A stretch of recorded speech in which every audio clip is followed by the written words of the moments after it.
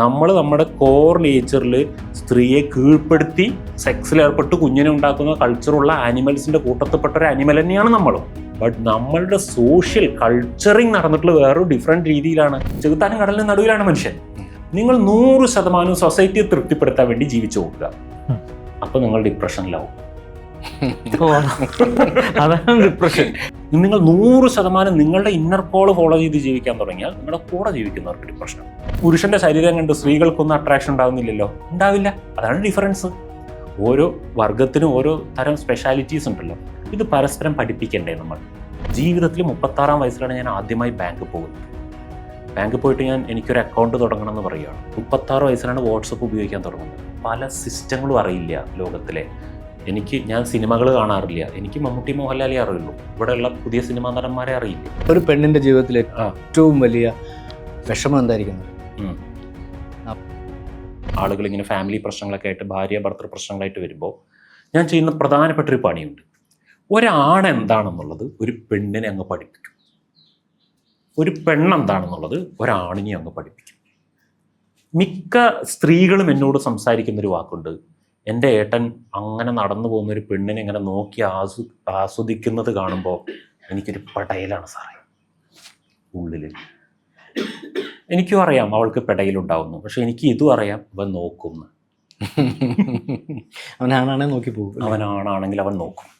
ആണിൻ്റെ കണ്ണിലാണ് ആ ഒരു ആശയം കിടക്കുന്നത്. ഈ സ്ത്രീകളെ നിരീക്ഷിക്കുന്ന സാധനം ആണിൻ്റെ അവയവം കണ്ണാണ്. പെണ്ണ് ഹൃദയം കൊണ്ട് സ്നേഹിക്കുമ്പോൾ ആണ് കണ്ണുകൊണ്ട് തന്നെ എല്ലാ പണിയും ചെയ്ത് കളയും. സോ കുറേ ഡിഫറൻസ് ഉണ്ട്. ഇത് പെണ്ണിന് ചിലപ്പോൾ ഇത് മനസ്സിലാവണമെന്നില്ല. ഒരു ഉദാഹരണത്തിന് ഞാൻ വേറൊരു കാര്യം പറയട്ടെ. ഈ സ്ത്രീകളുടെ വസ്ത്രധാരണത്തെക്കുറിച്ചൊക്കെ ചൂടേറിയ ചർച്ചകൾ നടക്കാറില്ലേ പലപ്പോഴും. അതിൽ ചിലരൊക്കെ ഇങ്ങനെ ബ്ലൈൻഡായിട്ട് പറഞ്ഞു കേൾക്കാം, സ്ത്രീകൾ അവനെ ഇഷ്ടമുള്ളത് ധരിച്ച് നടക്കട്ടെ, പുരുഷന്മാർ കൺട്രോൾ ചെയ്താൽ പോരെ, നോക്കുന്നിടത്ത് കൺട്രോൾ ചെയ്താൽ പോരെ. അവിടെ ഇവിടെ പിന്നെ സഹകരണം എവിടെ? ഒരു സ്ത്രീ മനസ്സിലാക്കണം, പുരുഷന് സ്ത്രീ ശരീരം കാണുമ്പോൾ സെക്ഷൽ സ്റ്റിമുലേഷൻസ് ഉണ്ടാവാനുള്ള പോസിബിലിറ്റി ഉണ്ട്. സെക്ഷൽ സ്റ്റിമുലേഷൻ ഉണ്ടാവുന്നൊന്നുമല്ല, അങ്ങനെയൊന്നുമില്ല. എനിക്കൊന്നും ഉണ്ടാവുന്നില്ല. എനിക്കത് അറിയാൻ പറ്റുന്നൊരു കാര്യം. ഞാൻ ട്രെയിൻഡാണ് ഈ കാര്യത്തിൽ. ഒരു സ്ത്രീ ശരീരം കുറച്ച് എക്സ്പോസ്ഡ് ആയിട്ട് കാണുമ്പോൾ അങ്ങനെ സ്റ്റിമുലേഷൻ ഉണ്ടാവുന്ന മാൻഡേറ്ററി ഒന്നുമല്ല, ഉണ്ടാവാൻ പോസിബിലിറ്റി ഉണ്ട്. പുരുഷൻ്റെ ഒരു സൈക്കോളജി അങ്ങനെയാണ് വർക്ക് ചെയ്യുന്നത്, സെക്ഷൽ സൈക്കോളജിയൊക്കെ. ഇത് സ്ത്രീ മനസ്സിലാക്കിയാൽ സ്ത്രീ ഈ പുരുഷനെ വെറുതെ ഇങ്ങനെ സ്റ്റിമുലേറ്റ് ചെയ്യണ്ടെന്നൊന്ന് വിചാരിക്കുമ്പോൾ കുറച്ച് വ്യത്യാസം കൊണ്ടുവരാൻ പറ്റില്ലേ സ്ത്രീക്ക്? എന്നാൽ പുരുഷനും പണിയെടുക്കാനില്ല ഇതിൻ്റെ ഉള്ളിൽ. സ്ത്രീകൾ കുറച്ചൊക്കെ, ഇപ്പോൾ പുരുഷന് അരവരെ മാത്രം ഡ്രസ്സ് ഇട്ട് നടന്നിരുന്ന ഒരു കാലം ഉണ്ടായിരുന്നു. എൻ്റെ അച്ഛനൊന്നും ഇന്നും ഷർട്ട് ഇടില്ല, ഒരു തോർത്തിങ്ങനെ തോളിലിട്ട് നടക്കുന്ന മനുഷ്യനാണ്. അപ്പോൾ പുരുഷൻ്റെ ശരീരം കണ്ട് സ്ത്രീകൾക്കൊന്നും അട്രാക്ഷൻ ഉണ്ടാകുന്നില്ലല്ലോ, ഉണ്ടാവില്ല. അതാണ് ഡിഫറൻസ്. ഓരോ വർഗത്തിനും ഓരോ തരം സ്പെഷ്യാലിറ്റീസ് ഉണ്ടല്ലോ. ഇത് പരസ്പരം പഠിപ്പിക്കണ്ടേ നമ്മൾ. പുരുഷൻ്റെ ഈ ബ്രെയിൻ വർക്ക് ചെയ്യുന്നത് ഇങ്ങനെയാട്ടോ, സ്ത്രീയുടെ ബ്രെയിൻ വർക്ക് ചെയ്യുന്നത് ഇങ്ങനെയാണ്. സ്ത്രീയുടെ ചില സാധനങ്ങൾക്ക് അത് സ്ലോലി സ്റ്റിമുലേറ്റ് ആവുള്ളൂ, അത് ആഴത്തിൽ ബാധിക്കുകയും ചെയ്യും സ്ത്രീയുടെ ചില ഇമോഷൻ. പക്ഷേ പ്രകൃതി പുരുഷനെ സ്റ്റിമുലേറ്റ് ചെയ്ത് സ്ത്രീയിലേക്ക് ആകർഷിക്കാൻ വേണ്ടി ഡിസൈൻഡ് അല്ലേ? ആണ്. അപ്പോൾ ഇത് സ്ത്രീ ഇത് ചെയ്യാതിരുന്നാലും പ്രശ്നമല്ലേ? നോക്കിയേ, പ്രകൃതിയുടെ നിയമവും സമൂഹത്തിന്റെ നിയമവും തമ്മിൽ വലിയ കോൺട്രഡിക്ഷൻ ഉണ്ട്. ഒരു പെണ്ണിന്റെ ജീവിതത്തിലെ ഏറ്റവും വലിയ വിഷമം എന്തായിരിക്കും അറിയാം? അവള് പുരുഷനെ ആകർഷിക്കാൻ കഴിയുന്നില്ല എന്നുള്ള സത്യമാണ്. അത് ചിലപ്പോൾ ആ സ്ത്രീക്ക് പോലും അറിയണ്ടാവില്ല, പക്ഷെ ഉപബോധത്തിൽ അതുണ്ടാവും. അപ്പൊ സ്വാഭാവികമായും സ്ത്രീ പുരുഷനെ സ്റ്റിമുലേറ്റ് ചെയ്യാത്ത രീതിയിൽ ജീവിക്കണമെന്ന് പറയുന്നത് സാധ്യമാണോ? പുരുഷനെ സ്റ്റിമുലേറ്റ് ചെയ്യുന്ന രീതിയിൽ ജീവിക്കണമെന്നോ ജീവിക്കണമെന്നോ ഞാൻ പറഞ്ഞില്ല. ഞാൻ ഒരു പരസ്പര ധാരണമാണ്. നമ്മൾ രണ്ട് ചക്രവ്യൂഹങ്ങളുടെ നടുവിലാണ്. ഒന്ന് പ്രകൃതി, മറ്റൊന്ന് സമൂഹം. രണ്ടിനും പുറത്തേടാൻ പറ്റില്ല. മനസ്സിലാവുന്നുണ്ടോ?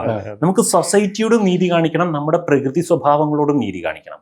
പ്രകൃതി സ്വഭാവം എന്ന് പറഞ്ഞാൽ പറയട്ടെ, നിങ്ങൾ ഏതെങ്കിലും ഒരു നായ, പട്ടിയോ പൂച്ചയോ കഴുതയോ കോഴിയോ താറാവോ എന്ത് വേണമെങ്കിലും എടുത്തോളൂ. ഈ ഏതെങ്കിലും ജീവി ഇണചേരാൻ സ്ത്രീയുടെ പെർമിഷൻ ചോദിക്കാറുണ്ടോ?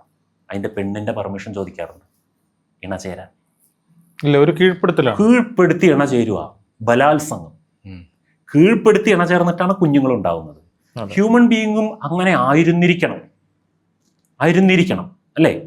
അതേ മൃഗസ്വഭാവമുള്ള ഒരു ജീവി തന്നെയാണ്. ഇന്നും നമ്മുടെ ആ മൃഗസ്വഭാവം പോയിട്ടില്ലെങ്കിൽ നമ്മളത് ചെയ്യാൻ സാധ്യതയുണ്ട്. നമ്മൾ മോർ സോഷ്യൽ ബീയിങ് ആയതുകൊണ്ട്, നമ്മൾക്കുള്ള സിവിക് സെൻസും ഉണ്ട്, അല്ലെങ്കിൽ നമ്മളുടെ മനുഷ്യത്വം കൊണ്ടൊക്കെയാണ് നമ്മൾ അത് ചെയ്യാത്തത്. അപ്പോൾ നമ്മൾ പ്രകൃതിക്ക് വിട്ടുകൊടുത്താൽ അത് എവിടെ പോയി അവസാനിക്കും?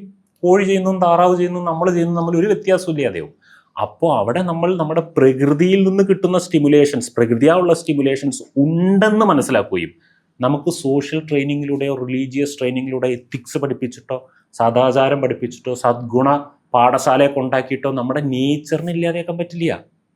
നേച്ചർ അവിടെ സപ്രസ് ചെയ്ത് കിടക്കും. നമ്മൾ നമ്മുടെ കോർ നേച്ചറിൽ സ്ത്രീയെ കീഴ്പ്പെടുത്തി സെക്സിൽ ഏർപ്പെട്ട് കുഞ്ഞിനെ ഉണ്ടാക്കുന്ന കൾച്ചറുള്ള ആനിമൽസിൻ്റെ കൂട്ടത്തിൽപ്പെട്ട ഒരു ആനിമൽ തന്നെയാണ് നമ്മളും. ബട്ട് നമ്മളുടെ സോഷ്യൽ കൾച്ചറിങ് നടന്നിട്ടുള്ള വേറൊരു ഡിഫറെൻറ്റ് രീതിയിലാണ്. അതും ഒരു ജീവിയാണ്, പെർമിഷൻ വേണം. അവളുടെയും കൂടെ ഇഷ്ടത്തോടെ അത് ചെയ്യാൻ പാടുള്ളൂ എന്ന അറിവും എന്ന ബോധവും കൊണ്ട് നടന്ന് നമ്മൾ നമ്മുടെ സൊസൈറ്റിക്ക് യോജിച്ച പോലെ ആണിൻ്റെ സ്വഭാവങ്ങളെയും പെണ്ണിൻ്റെ സ്വഭാവങ്ങളെയും പരുവപ്പെടുത്തി എടുക്കുമ്പോഴേ സൊസൈറ്റി കറക്റ്റായിട്ട് മുന്നോട്ട് പോകും. അല്ലെങ്കിൽ ആണുങ്ങൾ എന്നും പുരുഷന് അടിമപ്പെട്ടിരിക്കും. കൈക്കരുത്തോണ്ട് ആണിന് കീഴ്പ്പെടുത്താൻ പറ്റും. അപ്പം നമ്മൾ ഇതാ പറഞ്ഞ രണ്ട് ചെകുത്താനും കടലിന് നടുവിലാണ് മനുഷ്യൻ. നമുക്ക് നമ്മുടെ എവിടെ അത് കുടുങ്ങാന്നറിയോ? നിങ്ങൾ 100% സൊസൈറ്റിയെ തൃപ്തിപ്പെടുത്താൻ വേണ്ടി ജീവിച്ചു നോക്കുക. അപ്പം നിങ്ങൾ ഡിപ്രഷനിലാവും. അതാണ് ഡിപ്രഷൻ. നമ്മളെ തൃപ്തിപ്പെടുത്താൻ ജീവിച്ചാൽ നമ്മൾ കുഴപ്പക്കാരൻ. ഞാൻ ഒരു കാര്യം പറയട്ടെ, എന്റെ മുന്നിൽ അല്ലെങ്കിൽ നിങ്ങൾ ഈ ഇന്ത്യയിൽ എവിടെ, ലോകത്തെവിടെ ഒരു സൈക്കോളജിസ്റ്റോ ഇതുപോലെ ലൈഫ് കോച്ചുകളോ ട്രെയിനേഴ്സിന്റെ അവിടെ പോയി ചോദിച്ചു നോക്കുക. നിങ്ങളുടെ മുന്നിൽ ഇന്നേ വരെ വന്നിട്ടില്ലാത്തൊരു കാറ്റഗറി ഏതാണ്? തോന്നിയാസികൾ. അവർ വരില്ല. അവരെന്തിനാ വരുന്നേ? അവർക്ക് എന്താ പ്രശ്നം ജീവിതത്തിൽ? അവരെ കൊണ്ട് മറ്റുള്ളവർക്കാ പ്രശ്നം. അല്ല, വേറെ ഞാൻ തിരിച്ചൊരു കാര്യം, ഈ തോന്നിയാസികളെ സംബന്ധിച്ചിടത്തോളം തോന്നിയാസികൾ കുറച്ചുകൂടി ധൈര്യശാലികളായിരിക്കും. അവരവരുടെ പ്രശ്നങ്ങളെ സ്വയം നേരിടാനും പരിഹരിക്കാനും ഒരുപക്ഷെ എനിക്ക് പല തോന്നിയാസികളെ ഇഷ്ടമുള്ള ആളാണ് ഞാനൊരു തോന്നിയാസിയാണെന്ന് വിശ്വസിക്കുന്നു. എന്റെ ഒന്നാന്തരം തോന്നിയാസി. നമ്മൾക്കുള്ള ഗുണം എന്താ വെച്ചാൽ ഒരു പരിധി വരെയുള്ള പ്രശ്നങ്ങൾ നമുക്ക് തന്നെ പരിഹരിക്കാൻ പറ്റുന്നു. അതെ, തോന്നിയാസി എന്ന വാക്കിന്റെ യഥാർത്ഥ അർത്ഥം പഠിപ്പിക്കുന്ന ഒരാളാണ്. തോന്നിയാസം എന്ന പേരിൽ ഒരു ട്രെയിനിങ് നടത്തിയിട്ടുണ്ട് ഞാൻ. ധിക്കാരം എന്ന പേരിൽ ട്രെയിനിങ് നടത്തിയിട്ടുണ്ട്. അഹങ്കാരം എന്ന പേരിൽ ട്രെയിനിങ് നടത്തിയിട്ടുണ്ട്. അതാണ് എൻ്റെ ഡിഫറൻസ്. ഇതിനൊക്കെ എൻ്റേതായ ഒരു അർത്ഥമുണ്ട്. തോന്നിയാസം എന്ന് പറഞ്ഞാൽ നമുക്ക് തോന്നുന്നത് പോലെ നമ്മുടെ ജീവിതം ഡിസൈൻ ചെയ്ത് മുന്നോട്ട് കൊണ്ടുപോകുന്നതിനാണ് തോന്നിയാസം എന്ന് പറയുക. തോന്നിയാസം എന്ന് പറഞ്ഞാൽ നിങ്ങളുടെ തലയിൽ ഒന്ന് കയറുന്നതിനല്ല ഞാൻ വിളിക്കുന്നത്. നമ്മുടെ ജീവിതം എങ്ങനെ പോകണമെന്ന് നമ്മൾ ഡിസൈൻ ചെയ്യുന്നതിനെ തോന്നിയാസം എന്ന് വിളിക്കാം. എല്ലാരും തോന്നിയാസികളായി കഴിഞ്ഞാൽ പരസ്പരം പ്രശ്നം ഉണ്ടാവില്ല. നമ്മുടെ ജീവിതം ഞാൻ നിങ്ങളുടെ ജീവിതത്തിൽ വന്ന് ഇടപെടുമ്പോഴല്ലേ ഒരുത്തൻ സമൂഹത്തിന് വേണ്ടിയും ഒരുത്തൻ സ്വന്തമായിട്ട് ജീവിക്കുമ്പോഴാണ് പ്രശ്നം. എല്ലാരും തോന്നിയാസികളാവട്ടെ. ഞാൻ പറഞ്ഞൊരു പോയിന്റ് കംപ്ലീറ്റ് ചെയ്യാം. നമ്മൾ 100% സമൂഹത്തെ ബോധ്യപ്പെടുത്താനും സമൂഹത്തിന്റെ നീതിശാസ്ത്രങ്ങളും രീതിശാസ്ത്രങ്ങളും ഫോളോ ചെയ്ത് അയ്യോ അവരെന്ത് വിചാരിക്കും, അത് പ്രകാരം തെറ്റാണല്ലോ, ഇത് തിന്മയാണ്, അധർമ്മമാണ്, ഇങ്ങനെ ചിന്തിക്കാൻ തുടങ്ങിയാൽ നിങ്ങൾക്ക് ഡിപ്രഷനാവും. നിങ്ങൾ 100% നിങ്ങളുടെ ഇന്നർ കോള് ഫോളോ ചെയ്ത് ജീവിക്കാൻ തുടങ്ങിയാൽ നിങ്ങളുടെ കൂടെ ജീവിക്കുന്നവർക്ക് ഡിപ്രഷനാവും. മനസ്സിലാവണ്ട? അവിടെ ഒരു ബാലൻസിങ് ഉണ്ട്. ഈ ബാലൻസിങ് നമ്മൾ ഡിപ്രഷനിലേക്ക് പോകാനും പാടില്ല, ഒരു മറ്റുള്ളവർക്ക് ഉപദ്രവമാകുന്ന ഒരു തോന്നിയാസിയാവാനും പാടില്ല. ഇതിലൊറ്റ റൂളെ പാലിക്കാനുള്ളൂ. നമ്മുടെ രാജ്യത്തിൻ്റെ നിയമം അനുസരിച്ച് നമ്മൾ ലീഗലി ഫിറ്റാണെന്ന് ഉറപ്പുവരുത്തിക്കൊണ്ടിരിക്കണം. ഞാൻ ജുഡീഷ്യൽ മൊറാലിറ്റിയിൽ വിശ്വസിക്കുന്ന ഒരാളാണ്. മറ്റ് മൊറാലിറ്റീസ് ഒന്നും ഞാൻ ഫോളോ ചെയ്യാറില്ല. ജുഡീഷ്യൽ മൊറാലിറ്റി, നമ്മുടെ രാജ്യത്തിൻ്റെ ഭരണഘടന അനുസരിച്ചിരിക്കുന്ന രീതിയിൽ നിന്നും വ്യതിചലിക്കാതെ ജീവിക്കുക. അപ്പോൾ നിങ്ങളുടെ ബോഡിയിൽ തൊടാൻ എനിക്ക് അനുവാദമില്ല. നിങ്ങളെ തല്ലാനോ നിങ്ങളെ ഒന്നും ചെയ്യാൻ, നിങ്ങളെ ബോഡി ഷെയ്മിങ് ചെയ്യാൻ പോലും എനിക്ക് അനുവാദമില്ല. അത് തെറ്റാണ്. ഞാനത് പാലിച്ച് ജീവിക്കുന്ന ഒരാളാണ്. അപ്പോൾ എന്നെ ബോഡി ഷെയ്മിങ് ചെയ്യുമോ അല്ലെങ്കിൽ എന്നെ ദേഹത്തൊന്ന് തൊടുക ചെയ്താലോ ശക്തമായി പ്രതികരിക്കും ചെയ്യും. അങ്ങനത്തെ ഒരു മനുഷ്യൻ. അത് ജുഡീഷ്യൽ മൊറാലിറ്റി സിമ്പിളായിട്ട് ഞാൻ ഫോളോ ചെയ്യുന്നു. സോ നമ്മൾ 100% സൊസൈറ്റിക്ക് അനുസരിച്ച് ജീവിക്കാൻ ശ്രമിച്ചാൽ നമ്മൾ വെറും യന്ത്രങ്ങളാവും. ഒരു ഇന്നർ സാറ്റിസ്ഫാക്ഷൻ ഉണ്ടാവില്ല. 100% അവനവന് തോന്നിയ പോലെ ജീവിച്ചാൽ നമ്മൾ കുത്തഴിഞ്ഞ് പോകാനുള്ള സാധ്യത വളരെ കൂടുതലാണ്. ഇതിൻ്റെ ഇടയിൽ ഒരു ബാലൻസിങ് വേണം. അപ്പം നമ്മൾ വലിയ നന്മ മരങ്ങളാവാൻ പ്രാക്ടീസ് ചെയ്യണ്ട. നിങ്ങൾ എന്ത് തോന്നിയോ അതുപോലെ ജീവിച്ചോ എന്നും വിചാരിക്കേണ്ട. ഇതിൻ്റെ ഇടയിൽ നമ്മളെപ്പോഴും നമുക്ക് വേണ്ടി ചിന്തിക്കുകയും നമുക്ക് വേണ്ടി പ്രവർത്തിക്കുകയും നമ്മുടെ സുഖം ഉറപ്പുവരുത്തുകയും സമൂഹത്തിന് ദ്രോഹമില്ലാത്ത തരത്തിൽ ഉറപ്പുവരുത്തുകയും ചെയ്യുക. അത് മറ്റൊരാൾക്കും ഉപദ്രവമാകുന്നില്ല എന്നൊരു കോൺഫിഡൻസ് നമുക്ക് ഉണ്ടായാൽ മതി. പിന്നെന്താ കുഴപ്പം? ഇങ്ങനത്തെ ഒരു ജീവിതം ആ പോയിന്റിൽ എത്തുക എന്നത് ഒരു എളുപ്പ ജോലിയും അല്ല. സാർ ഇപ്പോൾ പറഞ്ഞ കുറച്ച് പണിയുണ്ട്. ഒന്നാമത്തെ കാര്യം, കുറച്ച് എഡ്യൂക്കേഷൻ ഇതിന് ആവശ്യമുണ്ട്. നമുക്ക് ഈ രാജ്യത്തിൽ ജീവിക്കുന്ന ഒരാൾക്ക് ആ നിയമ സാധ്യതകളുടെ ഉള്ളിൽ നിന്നുകൊണ്ട് പരമാവധി എങ്ങനെ നമുക്ക് നമ്മളെ ആസ്വദിക്കാം, നമ്മുടെ ജീവിതം ആസ്വദിക്കാം. നമ്മുടെ തോന്നിവാസം മറ്റുള്ളവന് ഉപദ്രവം ആകാതെ ഇരിക്കാനായിട്ട് നമ്മൾ ട്രെയിൻ ആവണം അല്ലേ? തീർച്ചയായിട്ടും. മക്കളുടെ കാര്യത്തിൽ പോലും 18 വയസ്സ് കഴിഞ്ഞ നിങ്ങളുടെ ആരുടെയെങ്കിലും കുട്ടികളുടെ കാര്യം പറയാൻ, 18 വയസ്സ് കഴിഞ്ഞ കുട്ടിക്ക് സ്വന്തമായൊരു ഇഷ്ടം ജീവിതത്തിലുണ്ടെങ്കിൽ അതിന് നിങ്ങളെതിരെ നിന്നാൽ നിങ്ങൾക്കെതിരെ കേസ് കൊടുക്കാൻ പറ്റും. മനസ്സിലാവണ്ട? അതാണ് രാജ്യത്തിൻ്റെ നിയമം. അപ്പോൾ അത് പൗരനായി കഴിഞ്ഞു. അതാണ് വ്യക്തിക്ക് മഹത്വം കൊടുക്കുക. നമ്മൾ ഇത്രയും കാലം വന്നിട്ടുള്ള എങ്ങനെയാണെന്നറിയോ? സൊസൈറ്റിക്ക് വേണ്ടി വ്യക്തിയെ ചെത്തി രൂപപ്പെടുത്തുന്ന ഒരു സിസ്റ്റം ഉണ്ടായിരുന്നു. കാരണം രാജാക്കന്മാരാ സൊസൈറ്റി ഡിസൈൻ ചെയ്ത് കൊണ്ടുവന്ന്. സൊസൈറ്റിക്ക് അനുസരിച്ച് വ്യക്തിയെ ചെത്തി ശരിയാക്കുന്ന രീതിയായിരുന്നു.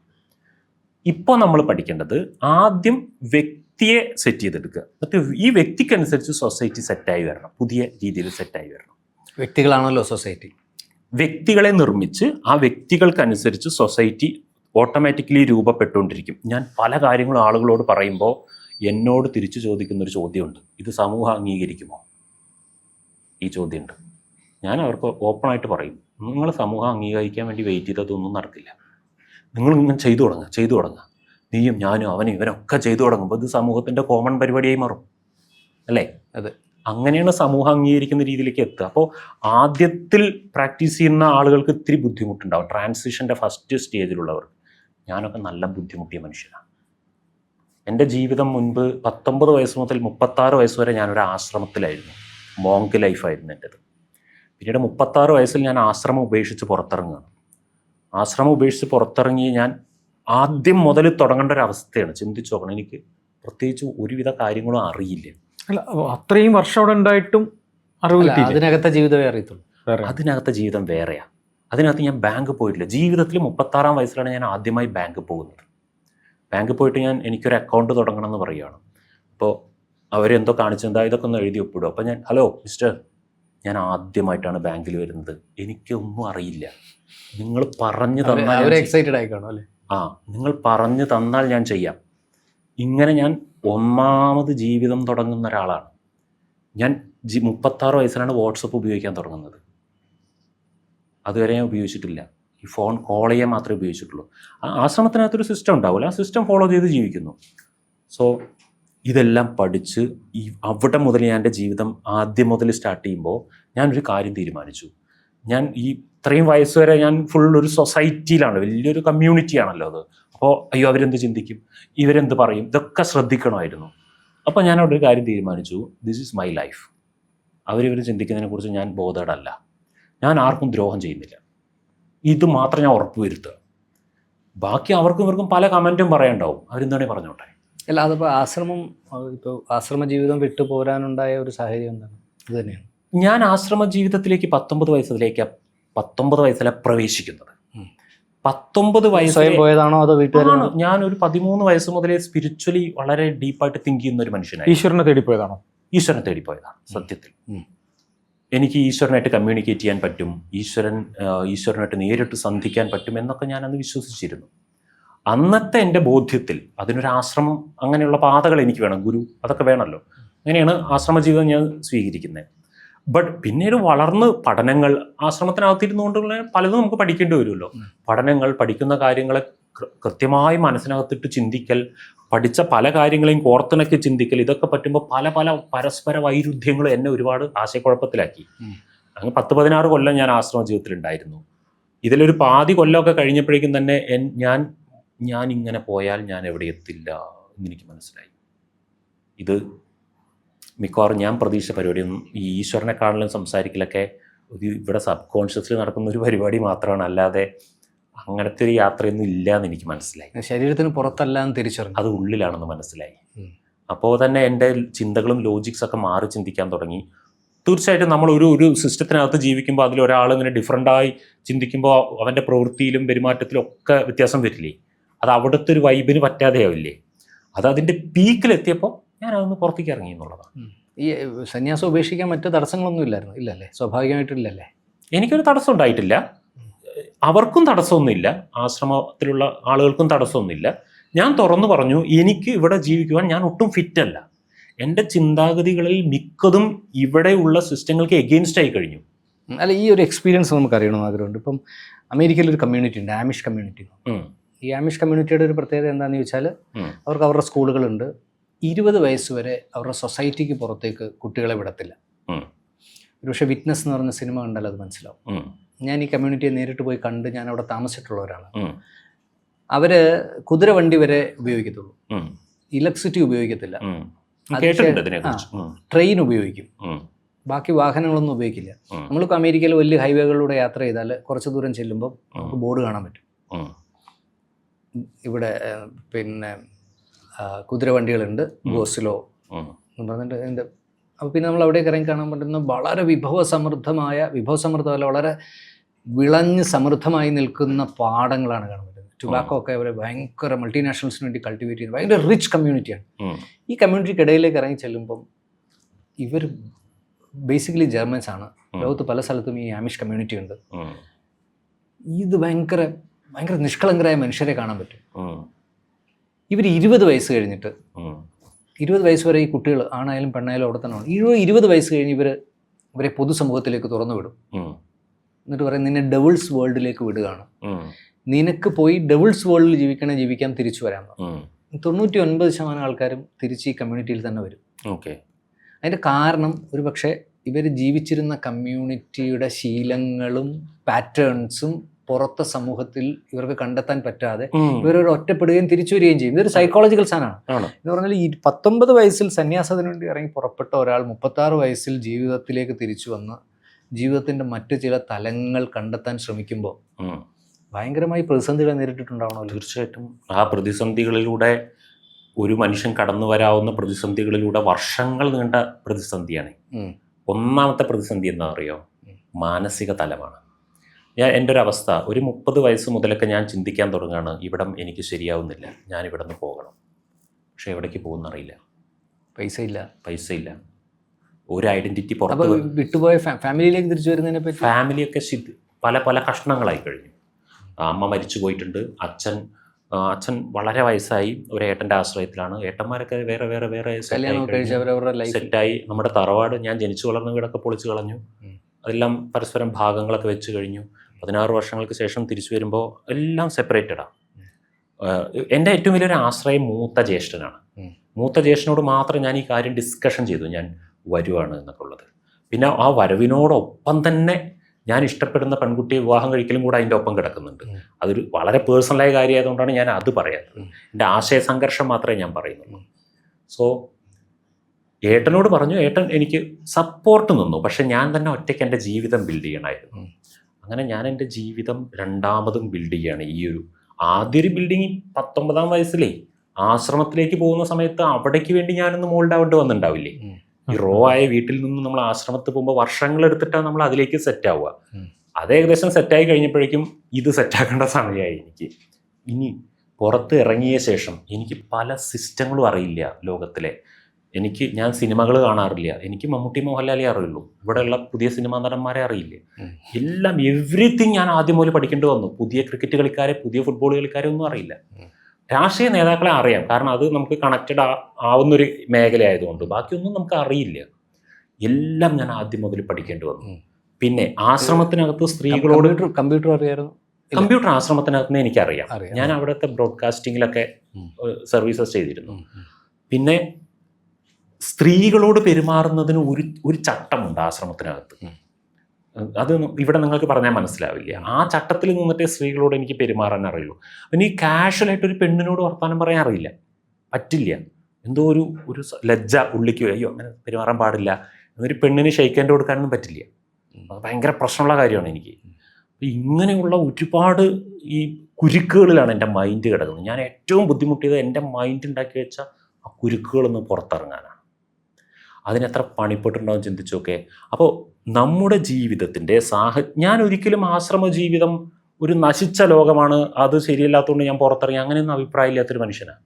I am not fit for that എന്നുള്ളതാണ്. ഞാൻ അവിടേക്ക് ഫിറ്റായ ഒരാളല്ല. അല്ല, അങ്ങനെ ഫിറ്റ് എന്ന് പറഞ്ഞു കഴിഞ്ഞാൽ നമ്മളിപ്പോൾ നിരീശ്വരവാദത്തിലേക്കൊക്കെ മാറിയോ? അങ്ങനെ ഞാൻ പറഞ്ഞ നമ്മുടെ മനസ്സ് ചേഞ്ച് ആയോ എന്ന് അറിയാൻ വേണ്ടി ചോദിച്ചു. ഞാനൊരു നിരീശ്വരവാദിയും ആയില്ല, അതാണ് രസം. ദൈവത്തെ അന്വേഷിക്കാൻ ആശ്രമം വേണ്ട. ഞാനൊരു സർവേശ്വരവാദിയായി എന്നുള്ളതാണ്. ഞാൻ ഏതെങ്കിലും ഒരു സ്പെസിഫിക് പോയിന്റിലിരിക്കുന്ന ദൈവത്തെ തേടേണ്ട ആവശ്യമില്ല എന്നുള്ളതും, ഞാൻ എൻ്റെ ഈ ശരീരത്തെയും മനസ്സിനെയും അങ്ങോട്ട് ഓക്കെ ആക്കി ജീവിച്ചാൽ മതി, അതിനൊരു സിസ്റ്റവും മെക്കാനിസവും ഒരു ചട്ടക്കൂടൊന്നും ആവശ്യമില്ല എന്നുള്ളതും, നമ്മൾ സന്തോഷമുള്ള കാര്യങ്ങൾ ചെയ്ത് ജീവിക്കുക, സമാധാനമുള്ള കാര്യങ്ങൾ ചെയ്ത് ജീവിക്കുക, ആർക്കും ഉപദ്രവമില്ലാതിരിക്കുക, ഇത്രയും ചിന്തിച്ചാൽ മതി എന്നുള്ള ഒരു അഭിപ്രായത്തിലേക്ക് ഞാൻ എത്തി. അല്ലാതെ നിരീശ്വരവാദിയായില്ല ഞാൻ കേട്ടോ. ഞാനൊരു സൈക്കോളജിസ്റ്റിനെ കൺസൾട്ട് ചെയ്ത സമയത്ത് ഞാൻ ഈ കാര്യങ്ങളൊക്കെ തുറന്നു പറഞ്ഞപ്പോൾ സൈക്കോളജിസ്റ്റും പറഞ്ഞു, അനിൽ നീ നിൽക്കുന്ന സ്ഥലം നിൻ്റെ മൈൻഡ് സെറ്റിന് പറ്റിയ സ്ഥലമല്ല, നീ ചിലപ്പോൾ ഇവിടുന്ന് പോയി കഴിഞ്ഞാൽ അത് ഓക്കെ ആയിരിക്കും എന്ന്. അപ്പോൾ ഞാനൊരു പരീക്ഷണാർത്ഥം ഞാൻ പുറത്തിറങ്ങിയതാണ്. പക്ഷേ അതെൻ്റെ ജീവിതത്തിലെ ഏറ്റവും വലിയൊരു ചുവടുവയ്പ്പായിരുന്നു. അത് എൻ്റെ ജീവിതമേ മാറ്റിമറിച്ചു. എനിക്ക് പുതിയ ഐഡൻറ്റിറ്റി ഉണ്ടാകുന്നു. ഞാൻ സംസാരിക്കുന്ന കാര്യങ്ങൾ കറക്റ്റ് ലൈഫിലേക്ക് ടച്ച് ചെയ്യുന്ന, കണക്റ്റ് ആവുന്ന ആളുകളുണ്ടാവുന്നു. അവരെല്ലാം എന്നെ അവരുടെ കുടുംബാംഗം പോലെ, ഒരു പക്ഷേ ഞാൻ ജനിച്ച കുടുംബാംഗങ്ങൾ പോലും എന്നെ ചേർത്ത് പിടിക്കാത്ത അത്രയും ഈ പബ്ലിക് എന്നെ ചേർത്ത് പിടിച്ചു, കൂടെ നിർത്തി, എല്ലാത്തിനും അവർ കൂടെ നിന്നു. അങ്ങനെ ഞാൻ സെൻറ്റർ പോയിൻ്റ് ആയിക്കൊണ്ട് ഒരു ചെറിയൊരു സിസ്റ്റം അവിടെ രൂപപ്പെടാൻ തുടങ്ങി. പക്ഷേ ഞാൻ അവിടെ ഒരു കാര്യത്തിൽ വളരെ ജാഗ്രതയുണ്ട്. ഒരു സിസ്റ്റം ആയിരുന്നു എൻ്റെ പ്രശ്നം. അതുകൊണ്ട് ഞാനൊരു സിസ്റ്റം മേക്ക് ചെയ്യില്ല. ഞാൻ അടിയുറച്ച് വിശ്വസിച്ചിട്ടുണ്ട് മനുഷ്യന് അങ്ങനത്തെ ഒരു സിസ്റ്റങ്ങളുടെ ആവശ്യമൊന്നുമില്ല. ഇവിടെ ഒറ്റ സിസ്റ്റം മതി, ഭരണഘടനയുടെ സിസ്റ്റം. ബാക്കി നമ്മളൊക്കെ കുറച്ചുകൂടെ ബെറ്ററായിട്ട് എങ്ങനെ ജീവിക്കാൻ പഠിക്കാം. ഞാൻ പറഞ്ഞില്ലേ, സമൂഹത്തിന് വേണ്ടി 100% നമ്മളെ തന്നെ നശിപ്പിക്കാതെ ജീവിക്കുക, നമുക്ക് തന്നെ വേണ്ടി നമ്മൾ സമൂഹത്തെ നശിപ്പിക്കാതെ ജീവിക്കുക, ഇതിൻ്റെ ഇടയിൽ നിന്നിട്ടുള്ള ഒരു പ്ലാറ്റ്ഫോമിൽ ജീവിക്കാൻ പഠിപ്പിക്കുക. ഇത് ഞാൻ എൻ്റെ ജീവിതത്തിൽ അംഗം വെട്ടി പഠിച്ചതാണ്. പിന്നെ ഞാൻ പഠിച്ചൊരു പ്രധാനപ്പെട്ട പോയിന്റ് ഉണ്ട്. ഒരു ഫ്രിക്ഷൻ ഉണ്ടായാൽ മാത്രമേ ജീവിതത്തിലൊരു ഫയർ ഉണ്ടാവുള്ളൂ. ഒരു ഫ്രിക്ഷനും ഇല്ലാത്ത ആൾക്കാരില്ലേ, അമൂൽ ബേബീസ് എന്നൊക്കെ പറയും. എൻ്റെ മക്കൾ ഒരു വേദനയെ അനുഭവിക്കരുത് എന്നൊക്കെ പറഞ്ഞ് അച്ഛനമ്മമാർ വളർത്താറില്ലേ കുട്ടികളെ. അവരെ വളർന്നു വലുതായ ഒന്നിനും കൊള്ളില്ല. അവരനുഭവിക്കണം, ബുദ്ധിമുട്ടുകൾ അനുഭവിക്കണം. ഞാൻ നല്ല ഫ്രിക്ഷൻ അനുഭവിച്ചു, നല്ല ബുദ്ധിമുട്ടുകൾ അനുഭവിച്ചു, മെൻ്റൽ പെയിൻ, സ്ട്രെസ്സൊക്കെ അനുഭവിച്ചു. അത് അനുഭവിക്കുമ്പോൾ എനിക്ക് നല്ല ബോധ്യമുണ്ട്, this stress will make me powerful എന്നുള്ളത്. ഇത് എന്നെ അത് പവർഫുൾ ആക്കും. ഡെഫിനറ്റ്ലി അത് പവർഫുൾ ആക്കി. ഇന്ന് എനിക്ക് അങ്ങനെ ഭയമുള്ള കാര്യങ്ങൾ ജീവിതത്തിലൊന്നും ഇല്ല എന്ന് തന്നെ പറയാം. ഞാനിങ്ങനെ ഇപ്പം താങ്കൾ ഇത്തരത്തിലൊരു ആശ്രമ ജീവിതം ഉപേക്ഷിച്ച് വന്ന ആളാണ് എന്ന് സതീശ് എൻ്റെ അടുത്ത് പറയുമ്പോൾ ഞങ്ങൾ ചർച്ച ചെയ്തൊരു കാര്യമുണ്ട്. സാധാരണ ഈ പള്ളിയിൽ നിന്നും ആശ്രമങ്ങളിൽ നിന്നും ചാടിയ ആൾക്കാരൊക്കെ പിന്നീട് ബിസിനസ് ചെയ്യുകയും നല്ല ബിസിനസ്സുകാരാകുകയും അവർ ഏത് മേഖലയിൽ പോയാലും സക്സസ് ആവാറുണ്ട്. അതൊരു പക്ഷെ അവിടുന്ന് കിട്ടുന്ന ചില ഘടകങ്ങൾ. എനിക്കൊരു കാര്യം മനസ്സിലായിട്ടുണ്ട്. ഇന്നും ആശ്രമ ജീവിതത്തിൽ നിന്നുള്ള ചില ഗുണങ്ങൾ എന്നിൽ ഇപ്പോഴും നിലനിൽക്കുന്നുണ്ട്. സംയമനം ഒന്നാമത്തെ ഗുണം. ഞാൻ വളരെയധികം ആത്മസംയമനമുള്ള ഒരാളാണ്. ഓർഗനൈസിങ് എടുത്ത് ചാടിയിട്ട് ഒരു കാര്യം ഞാൻ ചെയ്യില്ല. ഒരു കാര്യം ചെയ്യുന്നതിന് മുമ്പ് പലതവണ ഞാൻ ചിന്തിക്കും. ഈ ചിന്തയുടെ വേൾഡിൽ ഒരുപാട് തവണ ഇട്ട് കറക്കി നോക്കി അതിൻ്റെ വേസ്റ്റ് കേസ് സിനാരിയോസ് ഒക്കെ നല്ലപോലെ അനലൈസ് ചെയ്തിട്ടേ ഒരു കാര്യം പ്രവൃത്തിയാവുള്ളൂ. എന്നോടൊരാൾ പെട്ടെന്ന് ചൂടായി സംസാരിച്ചാൽ ഞാൻ പെട്ടെന്ന് അങ്ങോട്ട് റിയാക്ട് ചെയ്യില്ല. എൻ്റെ റിയാക്ഷൻ ടൈം വളരെ ഡിലേഡാണ്. അതൊക്കെ ആശ്രമത്തിൽ നിന്ന് കിട്ടുന്ന ഒരുപാട്, അങ്ങനത്തെ ജീവിതങ്ങളിൽ നിന്ന് കിട്ടുന്ന ഒരുപാട് നല്ല ഗുണങ്ങളുണ്ട്. പിന്നെ ഈ ഓർഗനൈസിങ് കപ്പാസിറ്റി ഭയങ്കര. അതെ, നല്ല നമ്മൾ ആശ്രമ ജീവിതത്തിലൊക്കെ നല്ല ഓർഗനൈസിങ് ടൂൾസ് യൂസ് ചെയ്യും. എല്ലാം കൃത്യനിഷ്ഠതകൾ വളരെ കൂടുതലല്ലേ. അപ്പോൾ അതൊക്കെ നമ്മൾക്കൊരു ഈ പൊതു സൊസൈറ്റിയിലേക്ക് ഇറങ്ങുമ്പോൾ ഇവിടെ ഒരു ആവറേജ് ഹ്യൂമൻ ബീയിങ്ങിനും അതില്ല. അപ്പൊ ഇത് ഉള്ളവൻ അവിടെ മേലെ കയറില്ലേ, സ്വാഭാവികം. അതാണ്. പിന്നെ കൂടത്തിലേക്ക് വരുന്ന ആളുകളുണ്ടല്ലോ, ഇപ്പം അൽജിയുടെ അടുത്തേക്ക് വരുന്ന ഇപ്പൊ ആസിയെ പോലുള്ള ആൾക്കാർ, ഞാൻ അദ്ദേഹത്തോടൊക്കെ സംസാരിക്കുമ്പോൾ അദ്ദേഹം എന്നോട് പറഞ്ഞതെന്ന് വെച്ച് കഴിഞ്ഞാല്, എൻ്റെ മനസ്സിൽ എൻ്റെ കൂട്ടത്തിലുള്ള ആളെ പറ്റി അല്ലെങ്കിൽ എൻ്റെ ബിസിനസ് ചെയ്തുകൊണ്ടിരുന്ന സമയത്ത് എനിക്കൊരു, അല്ലെങ്കിൽ ആ പാർട്ട്ണറെ എനിക്ക് തൃപ്തിപ്പെടുത്തണം, അല്ലെങ്കിൽ അവൻ എന്നോട് ചെയ്തുകൊണ്ടിരിക്കുന്ന കാര്യങ്ങൾ എനിക്കൊരു തിരിച്ചറിവുണ്ടായത് അൽജിയുടെ അടുത്ത് വന്നപ്പോഴാണെന്ന് പറയണ്ടേ. അപ്പൊ എങ്ങനെയാണ് ഈ ആളുകളെ മനസ്സിലാക്കാൻ പറ്റുന്നത്? എന്ന് വെച്ചാൽ അവര് ചിന്തിക്കുന്ന കാര്യങ്ങൾ കൃത്യമായി പറഞ്ഞു കൊടുക്കുമ്പോഴാണല്ലോ അവരുടെ ജീവിതത്തിൽ വിജയങ്ങളും ബിസിനസ് വിജയങ്ങളും എല്ലാം ഉണ്ടാവുന്നത്. എങ്ങനെയാണ് അങ്ങനെ ഈ ആശ്രമ ജീവിതം കൊണ്ടാണോ ഇവർ? കാരണം പുറത്തേക്ക് ഇറങ്ങുമ്പോൾ എനിക്കൊരു ബാങ്കിൽ പൈസ ഇടുന്ന പോലും അറിയാൻ പറ്റുന്ന അൽജി തന്നെ പറഞ്ഞു. പക്ഷെ നിങ്ങൾ കൊടുക്കുന്ന സൊല്യൂഷൻസ് എന്ന് പറഞ്ഞു കഴിഞ്ഞാൽ വർഷങ്ങളായി അവരനുഭവിക്കുന്ന പ്രശ്നങ്ങൾക്ക് പരിഹാരങ്ങളാണ്. എങ്ങനെ അത് സാധിച്ചത്? ആശ്രമം മനസ്സിനെ മാനേജ് ചെയ്യാൻ പഠിപ്പിച്ചു അല്ലേ? ഞാൻ പറയട്ടെ, നമ്മുടെ ജീവിതത്തിന്റെ 90% ഏരിയ മൈൻഡ് മാനേജ്മെന്റ് എന്നൊരൊറ്റ കാര്യത്തിൽ നമ്മൾ വിദഗ്ധനായ പിന്നെ ബാക്കിയെല്ലാം ഈസിയാണ്. അതായത് ഇന്നും എനിക്ക് അറിയാത്ത കാര്യങ്ങളാണ് വളരെ കൂടുതൽ. എനിക്ക് അറിയാത്ത ചില കാര്യങ്ങൾ ആളുകൾ എന്നോട് വന്നിട്ട് പറയും. ഇപ്പോൾ ഒരു ഉദാഹരണം പറയുവാണെങ്കിൽ, എന്തെങ്കിലും ഒരു സാധനം വളരെ ട്രെൻഡിങ് ആയിട്ട് ഓടിക്കൊണ്ടിരിക്കുന്നുണ്ടാവും. അപ്പോൾ എല്ലായിടത്തും അത് ട്രെൻഡാണ്. ആ ട്രെൻഡ് എന്നോട് ചിലപ്പോൾ ഒരാൾ സംസാരിക്കാൻ വന്നാൽ, അയ്യോ ഞാൻ അറിയില്ല എന്ന് പറയും. എനിക്കതൊരു അറിയില്ല എന്ന് പറയാൻ ചമ്മലില്ല. അപ്പോൾ ഇത് ലോകം മുഴുവൻ ട്രെൻഡിങ് ആയിരിക്കണം, നിങ്ങൾ അറിഞ്ഞില്ലേ? ഇല്ല, അറിഞ്ഞില്ല. അപ്പോൾ ഞാൻ അറിയേണ്ട ചില കാര്യങ്ങളുണ്ട്, അതിൽ ഞാൻ എന്നും അപ്ഡേറ്റഡ് ആവും. ബട്ട് ഞാൻ അറിഞ്ഞിട്ട് പ്രത്യേകിച്ചൊന്നും ചെയ്യാനില്ലാത്തൊരു ഡാൻസ് ട്രെൻഡിങ് ആയി, അല്ലെങ്കിൽ ഒരു ഡയലോഗ് ട്രെൻഡിങ് ആയി, പാട്ട് ട്രെൻഡിങ് ആയി, ഞാൻ അറിഞ്ഞിട്ട് എന്ത് ചെയ്യാനാണ്? ഞാൻ അതിൻ്റെ പിന്നാലെ പോകാൻ നിൽക്കുന്നില്ല. സോ ഞാൻ ഇന്നും ഒരുപാട് കാര്യങ്ങളെ അറിയാതിരിക്കാൻ ശ്രമിക്കുന്ന ഒരാളാണ്. വെറുതെ എന്തിനാ എൻ്റെ തലയിലെ ഷെൽഫ് അതിനു വേണ്ടി കൊടുക്കുന്നേ, ബ്രെയിനിൻ്റെ ഒരു സ്പേസ് കൊടുക്കുന്നേ എന്ന് ചിന്തിക്കും. ഞാൻ എൻ്റെ മേഖലയിൽ അതിയായി പഠനം നടത്തിക്കൊണ്ടിരിക്കുന്ന ഒരു മനുഷ്യനാണ്. അതേസമയം എൻ്റെ മേഖലയല്ലാത്തതിൽ ഒരു ആവറേജ് അറിവ് മതി എന്നുള്ളൊരു മനുഷ്യനാണ്. എൻ്റെ വീട്ടിൽ TV ഇല്ല, കണക്ഷൻ ഇല്ല, TV ചാനൽസ് കാണാറില്ല, ഞങ്ങൾ ന്യൂസ് പേപ്പർ വരുത്താറില്ല. അത്യാവശ്യം ഒരു ന്യൂസ് ഒരു സമയം അനുസരിച്ച് പ്രമുഖമായ ചാനലുകളുടെ യൂട്യൂബിലുള്ള ന്യൂസ് ഉണ്ടാവുമല്ലോ, അല്ലെങ്കിൽ അവരുടെ വെബ്സൈറ്റിൽ നിന്ന് അത്യാവശ്യം ഒരു 15-20 മിനിറ്റിൻ്റെ ഒരു പരിപാടി മനസ്സിലാക്കി വെക്കാൻ. എന്താ, നമുക്കൊരു അവയർനെസ് വേണമല്ലോ സൊസൈറ്റിയെ കുറിച്ച്, ഇത്രേ ഉള്ളൂ. അല്ലാതെ നമ്മളിങ്ങനെ എല്ലാവരും വിളമ്പിത്തരുന്നത് തിന്നുകൊണ്ടിരിക്കേണ്ട ആവശ്യമില്ല എന്നാണ് എൻ്റെ അഭിപ്രായം. അത് എന്നെ ഞാൻ അങ്ങനെ റിസർവ് ചെയ്യുന്നുണ്ട്. പിന്നെ അസി പറഞ്ഞ പോലെയുള്ള കാര്യങ്ങൾ എങ്ങനെയാണ് ഇത് ഫൈൻഡ് ചെയ്യാൻ പറ്റുന്നത്? നല്ലൊരു ചോദ്യമായിരുന്നത്. ബിസിനസ് പാർട്ട്ണറെ മനസ്സിലാക്കിയെടുക്കുവാൻ പുള്ളിക്ക് പറ്റുന്നില്ല. ഇത് ഒരു ബിസിനസ് പാർട്ട്ണർ, ലൈഫ് പാർട്ട്ണറൊക്കെ നമ്മളെ ചീറ്റ് ചെയ്തുകൊണ്ടേയിരിക്കുന്നവർ, നമ്മുടെ ജീവിതം സ്പോയിൽ ചെയ്യുന്ന ആൾക്കാരുണ്ടാവും. പക്ഷെ നമ്മൾ വിചാരിക്കും ശരിയാവും എന്ന് പറഞ്ഞ് പോയിക്കൊണ്ടിരിക്കും. മോനിത് ശരിയാവില്ലടാ, ഇത് ശരിയാവില്ല, നിൻ്റെ ലൈഫ് സ്പോയിലാവും, നീ ആ പുള്ളിയെ ജീവിതത്തിൽ നിന്ന് തൂക്കിയെറിയും എന്ന് ഇയാൾക്ക് പറഞ്ഞു കൊടുക്കാൻ ഒരാൾ വേണ്ടേ? ലോകത്തിൽ അങ്ങനെ ആൾക്ക് ആരും ഉണ്ടായിട്ടുണ്ടാവില്ല.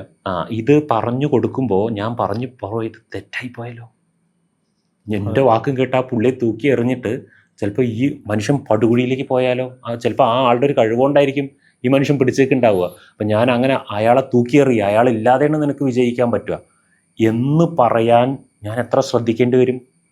അവിടെയാണ് പാറ്റേൺ സീക്കിങ് എന്ന് പറയുന്നൊരു സാധനമുണ്ട്. അപ്പോൾ നമ്മൾ ഒരുപാട് സ്റ്റഡി നടത്തും. ചില്ലറ സ്റ്റഡിയല്ല ഇതുള്ളത്. ആ പാർട്ട്ണറും നീയും തമ്മിലുണ്ടായിട്ടുള്ള ഒരു 25-30 ഇൻസിഡൻറ്റുകൾ പറയും. ഈ ഇൻസിഡൻറ്റുകൾ എൻ്റെ മുന്നിൽ ഇരുന്ന് പറയണേ, ഇങ്ങനെ ഇരുന്ന് പറയണം, ഫോണിൽ കൂടെ ഒന്നുമല്ല. ഈ ഇൻസിഡൻറ്റുകൾ ഓരോന്നിലും അദ്ദേഹത്തിൻ്റെ സ്വഭാവവും അതിലെ ചില പാറ്റേണുകളും ഞാൻ ഗ്രാസ്പ് ചെയ്യും. അതേസമയം ഞാനൊരു സാധനം വെക്കുവേ, ഇയാൾ അയാളെക്കുറിച്ച് പറയുമ്പോൾ എന്തായാലും കുറച്ച് കുറ്റം പറയുന്ന ഇയാളുടെ പക്ഷത്ത് നിന്നേ പറയുള്ളൂ. അതിനെ നമ്മൾ അവിടെ മനസ്സിലാക്കിക്കൊണ്ടേ ഇത് കേൾക്കുള്ളൂ. പുള്ളിയുടെ സൈഡ് നമ്മൾ കേൾക്കുന്നില്ല. പക്ഷെ ഇതിനേക്കാളും പ്രധാനപ്പെട്ട ഒരു സാധനമുണ്ട്. ഈ മനുഷ്യൻ്റെ മുഖത്തിലൂടെ മിന്നി മറഞ്ഞു പോകുന്ന ഇമോഷൻസ്, കൃഷ്ണമണികളുടെ ചലനം, മൈക്രോ എക്സ്പ്രഷൻസ്. ഇത് നമ്മൾക്ക് കൃത്യമായ കഥ മനസ്സിലാക്കി തരും. കൃത്യമായ കഥ എന്ന് പറഞ്ഞാൽ കഥ ഇല്ല കേട്ടോ. അയാളുടെ വെർഷനും ഇയാളുടെ വെർഷനേ ഉള്ളൂ. അല്ലാതെ സത്യസന്ധമായ കഥ എന്ന് പറഞ്ഞാൽ കഥയില്ല മനുഷ്യ ജീവിതത്തിൽ. ചിലപ്പോൾ എൻ്റെ ആവശ്യം തൻ്റെ അനാവശ്യമായിരിക്കാം എന്ന് പറയുന്ന പോലെയാണ് ഈ കാര്യം കിടക്കുന്നത്. ഒരു കഥ എല്ലാവരുടെ വേർഷനിലുണ്ടല്ലോ, 2 വേർഷൻ എന്തായാലും ഉണ്ടാവും. പക്ഷേ എൻ്റെ പ്രശ്നം എന്താ, എൻ്റെ മുന്നിൽ വന്നിരിക്കുന്ന ആളുടെ ജീവിതം സേവ് ചെയ്യലാണ് എൻ്റെ ലക്ഷ്യം. എൻ്റെ മുന്നിൽ വന്നിരിക്കുന്ന ആളുടെ ജീവിതം സേഫ് ആക്കണം. അപ്പോൾ അദ്ദേഹം അത്രയും പഠനം നടത്തിയ ശേഷം പിന്നീടും ഞാൻ സമയമെടുക്കും. എനിക്ക് ഇനിയും സ്റ്റഡി ചെയ്യുവാനുണ്ട്, ഇനി ചിന്തിക്കുവാനുണ്ട്. ഞാൻ അദ്ദേഹത്തിൻ്റെ വശങ്ങൾ ചിന്തിക്കും, മറ്റേ ആളുടെ വശങ്ങൾ. പിന്നെ ഈ മനുഷ്യൻ തന്നെ ഈ ആളെ തൂക്കി എറിഞ്ഞു കഴിഞ്ഞാൽ വരാൻ പോകുന്ന വിപത്തുകളുടെ മുഴുവൻ ലിസ്റ്റ് ഉണ്ടാക്കും. ഈ വിപത്ത് സംഭവിച്ചേക്കാം, ഇതിനെക്കുറിച്ചൊക്കെ മുഴുവൻ അവയർനെസ് കൊടുക്കും. ഒരു പക്ഷേ നീ അയാളെ ഉപേക്ഷിക്കുമ്പോൾ ഇത് സംഭവിക്കാം, ഒരു പക്ഷേ നീ അയാളെ ഉപേക്ഷിക്കുമ്പോൾ ഇത് സംഭവിക്കാം, ഇത് സംഭവിച്ചാൽ നീ എന്ത് ചെയ്യും, അത് സംഭവിച്ചാൽ നീ എന്ത് ചെയ്യും, ഈ ചോദ്യങ്ങൾക്കൊക്കെ ഉത്തരം കളക്ട് ചെയ്യും. ഇങ്ങനെ കംപ്ലീറ്റ് പ്രിപ്പറേഷൻ ഉണ്ടാക്കിയ ശേഷം ഒരു ദിവസം കോൺഫിഡൻസ് ഉണ്ടാവാൻ വേണ്ടി കൂടെ വെയിറ്റ് ചെയ്യും. അങ്ങനെ ഞാൻ ഇത് ചെയ്യുള്ളൂ. പിന്നെ ഒരു പോയിന്റ് വരും, അന്ന് പറയും, ഹലോ, നീ മറ്റേ പുള്ളി ഒഴിവാക്കി നീ നിൻ്റെ സ്വന്തം ബിസിനസ് തുടങ്ങും, പുള്ളിയുടെ പോകാൻ പറ, പുള്ളിക്ക് കൊടുക്കേണ്ടത് കൊടുക്കും. ഇതിങ്ങനെ ഫൈൻഡ് ചെയ്യുവാൻ കൂടെ സപ്പോർട്ട് ചെയ്ത് നിന്ന് ഓരോന്നും അനലൈസ് ചെയ്ത് പഠിച്ച്, അല്ലാതെ 1.5 മണിക്കൂർ ഒരു കൺസൾട്ടേഷൻ അല്ല ഇത്. ലൈഫ് ലോങ് നമ്മൾ കുറേ കാലം അവരുടെ കൂടെ നമ്മളിത് സ്റ്റഡി ചെയ്യേണ്ടി വരും. ഇങ്ങനെ ചെയ്തു കൊടുക്കാൻ പറ്റുക എന്ന് പറയുന്നത് എനിക്ക് തന്നെ പലപ്പോഴും അത് എനിക്ക് വലിയൊരു സന്തോഷം തോന്നുന്നൊരു കാര്യമാണ്. എപ്പോഴാണ് സന്തോഷം തോന്നുന്നതെന്നറിയോ? എന്നിട്ടൊരു 6 മാസമൊക്കെ കഴിഞ്ഞിട്ട് ഇവർ വന്ന് നമ്മളോട് പറയും, എന്തൊരു സമാധാനം എന്നറിയോ, വരുമാനമുണ്ട്, സമാധാനമുണ്ട്, സന്തോഷമുണ്ട്, ആ സാധനം അങ്ങോട്ട് റിമൂവ് ചെയ്തപ്പോൾ ഓക്കെ ആയത്. ഞാനിതിന് കൊടുക്കുന്നൊരു ഉദാഹരണമുണ്ട്. കാലിൻ്റെ പെരുവിരൽ ചീഞ്ഞ് അളിഞ്ഞു പോയി എന്ന് വിചാരിക്കും. നമുക്ക് കാലിൻ്റെ പെരുവിരലിനോട് നല്ല സ്നേഹമുണ്ട്. ഡോക്ടർ പറയാണ് ഇത് ഏകദേശം ഈ കണങ്കാല് വരയ്ക്കും അതിൻ്റെ പഴുപ്പുണ്ട്. നിങ്ങൾ ഈ മുട്ടിൻ്റെ അവിടെ വെച്ച് മുറിച്ച് കളഞ്ഞാൽ നിങ്ങൾക്ക് ജീവിക്കാം. അല്ലെങ്കിൽ ഇത് മുഴുവൻ ബോഡിയിലേക്ക് കയറി കഴിഞ്ഞാൽ ഫിനിഷാവും 6 മാസത്തിനകം ആളുടെ കഥ എന്ന് പറഞ്ഞാൽ നമ്മൾ ഈ മുട്ടും കാലിൻ്റെ അങ്ങോട്ട് ബാക്കിയുള്ള സ്നേഹിച്ചുകൊണ്ടിരിക്കുമോ? പിന്നെ മുറിച്ചുകളയാൻ തയ്യാറാവില്ലേ? നമ്മുടെ ഒരു അവയവാ. ഇവിടെ ഒരു ഞാൻ എൻ്റെ ഒരു കൺഫ്യൂഷൻ ചോദിച്ചോട്ടെ. ഇപ്പം സതീഷ് എൻ്റെ അടുത്ത് നിന്ന് സതീഷ് എന്നെ വിശ്വസിച്ച് സതീഷിൻ്റെ ജീവിതത്തിൽ ഒരു തീരുമാനം എടുക്കാൻ പറയാം. ഞാൻ എൻ്റെ ജീവിതത്തിൽ തീരുമാനം എടുക്കുന്നതിനേക്കാൾ റിസ്ക് കൂടുതലാണ്. അതെ, സതീഷിൻ്റെ ബ്രെയിനെ മാറ്റി വെച്ചിട്ട് എൻ്റെ ബ്രെയിൻ സതീഷിന് വേണ്ടി പ്രവർത്തിക്കാൻ പോവാം. അതല്ലെങ്കിൽ സതീഷ് എൻ്റെ ബ്രെയിൻ കടമെടുക്കുന്ന സമയം. ഇതിലൊരു സക്സസ് റേറ്റ് എത്രത്തോളം എനിക്ക് ലഭിക്കാറുണ്ട്? ഈ സതീഷിന് വേണ്ടി നിങ്ങൾ ഒരിക്കലും തീരുമാനം എടുത്ത് കൊടുക്കരുത്. ഞാൻ ഈ പറഞ്ഞ ആൾക്ക് വേണ്ടി തീരുമാനം എടുത്തു കൊടുക്കില്ല. ഉം.